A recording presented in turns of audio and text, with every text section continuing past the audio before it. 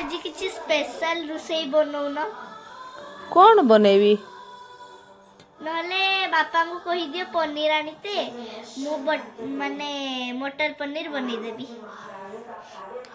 हो ठीक अच्छे हाँ बनै पारिबु तो हाँ हो अरे बापा को कहूँ आने ठीक अच्छे तो सांग मैंने स्टार्ट करिवा। प्रथमे प्रथमे तेल टिके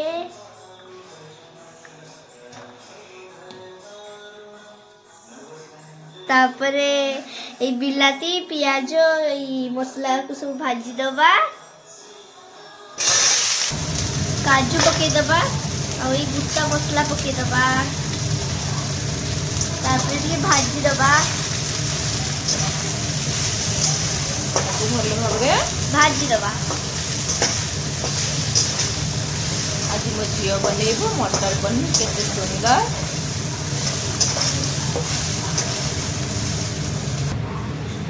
एना हमें गुटे प्लेट को बाहर कर दबा 5 मिनट ठंडा हवा पाई तापरे गुटे भलो पेस्ट बनै दबा।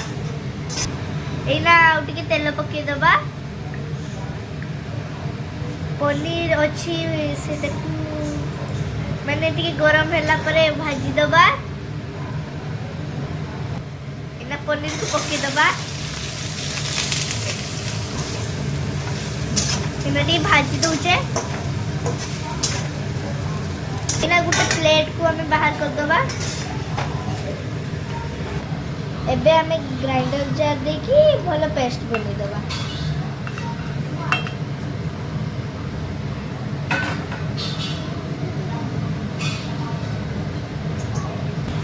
एबे हल्का किना टिके पेप्सिकम टाको भाजी दबा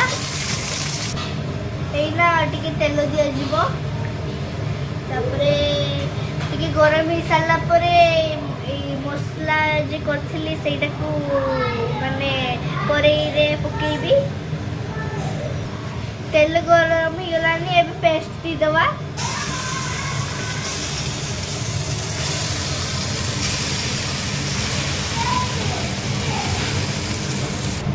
एबे हळदी गुंड टिके पकेबा आ लंका गुंड टिके पकेबा आ जीरा गुंड टिके पकेबा तापरे एटा को मिक्स कर दबा।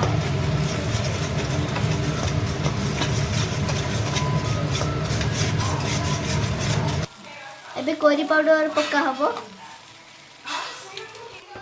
स्वाद अनुसार लूण दबा एबे मटर छुई पके दबा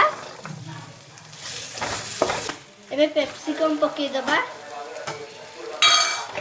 एबे हल्का पानी दे दबा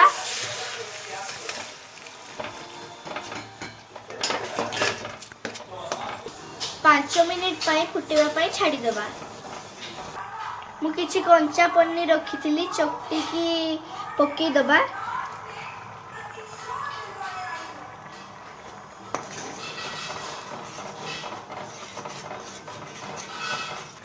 एबे प्लेट रे रखिथिबा पनीर को दे दबा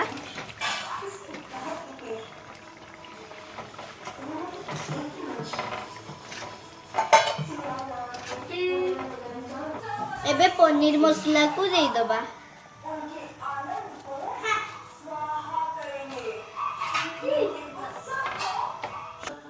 कटा हितबा धनिया पत्र एबे दे दबा।